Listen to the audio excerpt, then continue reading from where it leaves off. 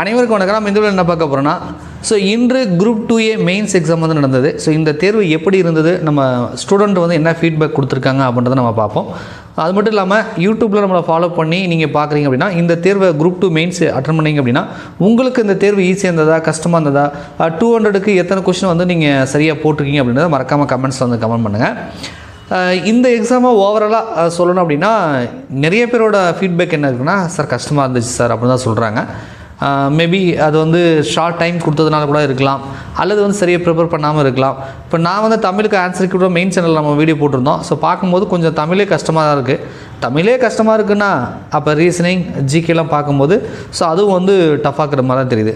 Reasoning என்னை பொறுத்தவரைக்கும் கொஞ்சம் ஈஸியாக இருக்கிற மாதிரி தெரியுது. அதாவது என்னோட தனிப்பட்ட கருத்து ரீசனிங்கும் ஓகே தான். அது நான் வந்து போலீஸ் எக்ஸாம், எஸ்ஐ எக்ஸாமுக்குலாம் நான் வந்து கிளாஸ் ஹேண்டில் பண்ணுறதுனால மேபி எனக்கு அது ஈஸியாக படலாம். பட் உங்களுக்கு ரீசனிங் வந்து புதுசாக இருக்கும் இல்லையா? டிஎன்பிசி குரூப் 4 குரூப் 2 படிச்சிங்கன்னா இப்போ ரீசனிங்கிறது உங்களுக்கு புதுசாக இருக்கும். உங்களுக்கு அது ஈஸியாக இருந்ததா கஷ்டமாக இருந்ததா ரீசனிங் பகுதி அப்படின்றத மறக்காமல் கமெண்ட்ஸில் சொல்லுங்கள். ஜிகே பொறுத்த வரைக்கும் அப்படி தான் இருக்கும். அது எப்போவுமே ப்ரிலிமினரி எக்ஸாமுக்கே கஷ்டமாக தான் கேட்குறாங்க. இது ஒரு மெயின் எக்ஸாம்ன்றதுனால கொஞ்சம் டஃப் கொடுத்து கேட்டிருக்காங்க, ஸ்டாண்டர்டாக கேட்டிருக்காங்க அப்படின்றத நம்ம பார்க்குறோம். ரைட்டா? சரி, ஓகே. ஓவராலாக கஷ்டம் அப்படின்றது தெரியுது. யாரோ ஒரு சில பேருக்கு வந்து மேபி பல வருடங்களாக படிச்சிருக்காங்க, நல்லா படிச்சிருக்காங்கன்னா, இதுக்குன்னு குரூப் 2 2Aக்குன்னே மெயினாக ஃபோக்கஸ் பண்ணி படிச்சிருந்தாங்கன்னா கண்டிப்பாக வந்து அவங்களுக்கு ஓரளவுக்கு பரவாயில்ல அப்படின்ற ரகத்தில் இருந்துறதுக்கு வாய்ப்பு இருக்குது. இப்போ என்ன அப்படின்னா, கட் ஆஃப் என்ன வரும் அப்படி அடுத்த கேள்வி வரும். எக்ஸாம் முடிச்சிட்ட உடனே ரிசல்ட் எப்போ வரும், ஆன்சருக்கு எப்போ போடுவீங்க, அடுத்து கட் ஆஃப் என்ன வரும், செலக்ஷன், இந்த டவுட்லாம் வரதான் செய்யும்.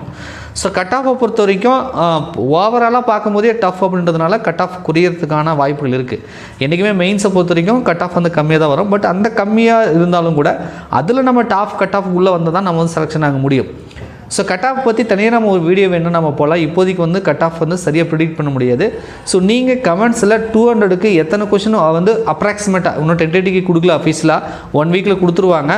இப்போதைக்கு ப்ரைவேட் அகாடமி வச்சு கூட நீங்கள் 200க்கு எத்தனை கொஷின் வந்து சரியாக அட்டன் பண்ணியிருக்கீங்க அப்படின்றத கமெண்ட்ஸில் சொல்லுங்கள். மேபி அதெல்லாம் அனலைஸ் பண்ணிட்டு வேணால் கட் ஆஃப் வந்து என்ன வருவதற்கான வாய்ப்புகள் இருக்குது அப்படின்றத நம்ம வந்து பார்க்கலாம். ஓகேங்களா? சரி, நிறைய பேர் வந்து நமக்கு ஃபீட்பேக் கொடுக்கும்போதே என்ன சொல்லியிருந்தாங்கன்னா, சார் அவ்வளோதான் சார் முடிச்சு விட்டாங்க போங்க சார், நான் பேசாமல் வந்து குரூப் 4 படிச்சிருக்கலாம் சார், இதுக்கு நான் படித்தேன் சார் அப்படி இப்படின்னு வந்து புலம்பிட்டு இருக்காங்க. இது வந்து நடந்துருச்சு, படித்தோம், எழுதணும், நம்ம வந்து ப்ரிலிமினரி கிளியர் பண்ணிட்டு மெயின்ஸ் வந்து நம்ம வந்து எலிஜிபிள் ஆகி எக்ஸாம் அட்டன் பண்ணியிருக்கோம். அதுவே நம்ம வந்து ஒரு சந்தோஷம் தான். ரைட்டா?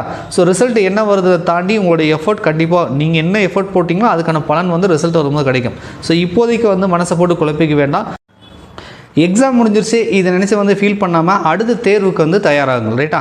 எக்ஸாம் முடிச்சிட்டிங்களா, ஒரு ரெஸ்ட் எடுங்க, 1 or 2 days ரிலாக்ஸாக இருந்துட்டு அடுத்த தேர்வுக்கு நம்ம எப்படி ப்ரிப்பேர் பண்ணலாம் அப்படின்றத பிளான் பண்ணி வந்து அடுத்த எக்ஸாமுக்கு வந்து நீங்கள் நல்லா வந்து படிங்க. ஓகேங்களா? நன்றி, வணக்கம்.